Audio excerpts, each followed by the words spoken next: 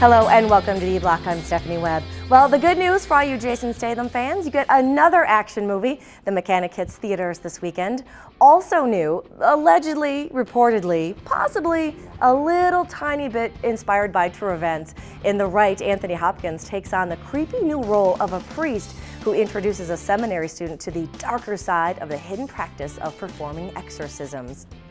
Next, no actual demons in Blue Valentine, just a couple trying to conquer some past demons in order to save their marriage. Both Ryan Gosling and Michelle Williams get raw in this one and have managed to score plenty of award nominations for each of their respective roles.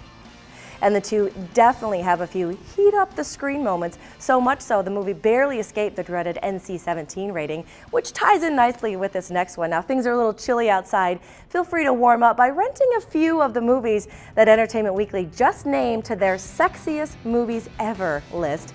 Naturally, the world almost exploded when two of the sexiest people on the planet teamed up to play married assassins out to kill each other. Now, it didn't help that Angelina and Brad actually fell for each other in real life, too. Mr. and Mrs. Smith was named one of the sexiest. Number 1, Jennifer Lopez and George Clooney in Out of Sight. Others on the list, The Notebook, Basic Instinct, of course, and 9.5 Weeks. But we also liked it included some old school movies like 1940's His Girl Friday and 1955's 7-Year Itch because, hey, Marilyn Monroe should always be on any list that includes the word sexy. Next, ever headed to a business convention? Well, I'm not quite sure you've ever experienced one like this. Ed Helms of the Hangover stars in Cedar Rapids, and it's today's first look. This insurance convention is important. You can count on me. One thing, steer clear of Dean Ziegler. Double stock my minibar, please. Hey, Ned, getting some honey on your stinger? I love it. The Rhinomo. What's the matter, friend? You never seen a chocolate vanilla love sandwich before? This is party headquarters right here. Of course, I have my guilty pleasures, antiquing.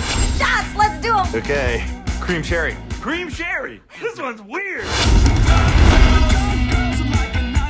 You look like R2-D2. That's not what he sounds like. I'm having a perfect moment. Insurance agents get people's lives back on track. You are a hero. You're the Superman type. We're gonna be fine! Just give me your hand, bro. I don't trust people with ponytails. Oh, Tim! If you want to party, you let me know. You got it. Party hardy. Now, the movie, shot entirely in Ann Arbor, Michigan, just had its premiere at the Sundance Film Festival. And speaking of Sundance, back in 1994, Kevin Smith made a name for himself there by selling Clerks to Miramax. Now, this year, he's making headlines again by telling Hollywood to, well, take a hike. Smith announced earlier this year that he would auction off the distribution rights to his newest movie, the horror flick Red State, live at that film festival. Well, instead, Smith bought the rights himself for just $20 and announced that he won't be using a distributor at all. In fact, Smith said he'll spend no money on marketing or publicity. Instead, he's just going to take the movie on a personal tour around the country later on this year.